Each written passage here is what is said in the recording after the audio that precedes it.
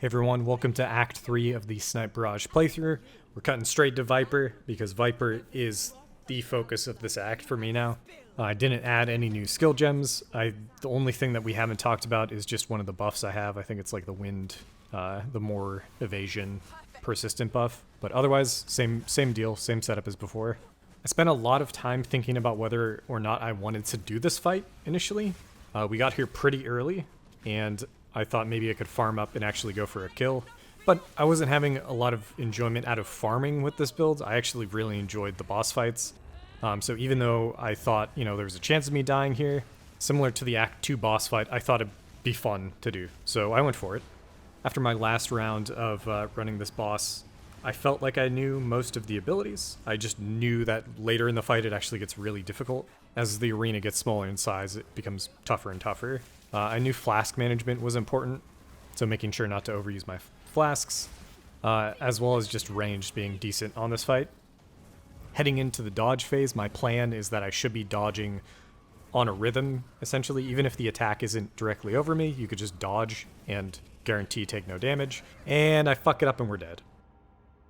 So that attack specifically comes from one or the other end randomly.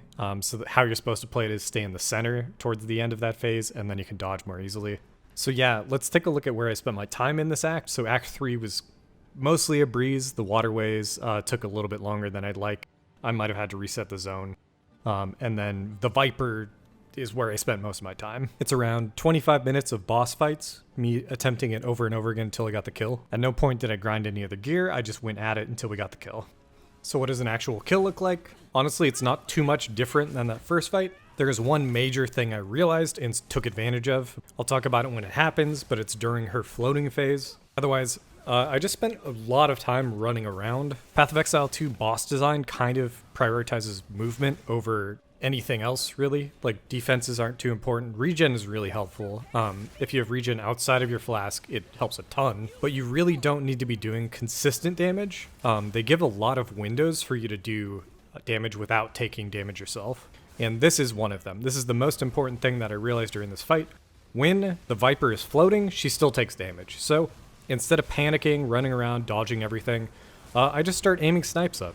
It does get a little hectic towards the end of the fight when the explosions are larger, but it's still a good amount of time for you to do damage uncontested. So if you're playing a ranged class and you can do damage in this phase, take advantage of it.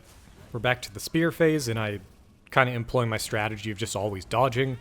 It works pretty well for this first phase, but you're going to see maybe panic set in. I don't know what happened, but in the next time around, I have some difficulty with it again.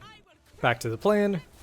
Attack when I can, otherwise just move. Just move, dodge, get out of the way. Don't take damage. You don't really need to force your windows of opportunity. The game is going to give them to you. VIPER has a lot of downtime after that slam, and as you can kind of see here, I get a ton of damage off. And with me moving around, I'm still trying to dodge, but apparently I don't, so I can get hit by the slam and live. The real danger of me dying comes in the last phase when the warriors get like way close in and the arena's super small. So at this point, I guess I can talk about, like, did I have fun? Yep. It reminded me of an Elden Ring / Dark Souls kind of boss fight, and I definitely wouldn't have put in 30 minutes of attempts if I wasn't having fun. That Barrage Snipe stunned her, so we get a little bit more consistent damage off, and now I know there's going to be at least one more spear phase, and there it is.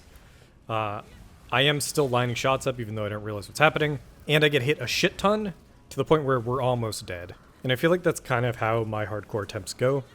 When I get towards the end of these fights, I panic. But as you can see here, sometimes it's good enough. So my hope here is that I can kill her before any other phases come out. We got kind of lucky where the projectiles weren't bouncing on the side closest to us. We do get another phase. It is not the spear phase, it's the floating phase. So I know in this moment, I got the fight. I can kill her while she's floating. So if you're having trouble with this fight, try to take advantage of the strategy, just doing damage when you can. And once again, as always, like, subscribe if you like these videos. We'll see what class I end up doing next. I did level a spear character using the Giga speedrun strategy. I cleared acts 1 through 3 in around 4 hours, which is really good for me. But the issue is that when I was doing Act 3, they actually nerfed it, so it was impossible to use. I might do a different setup where I do the cruel axe on a different builds with that character. I might level a different character, who knows, we'll see. But as always, thanks for watching, and I will see you guys in the next one.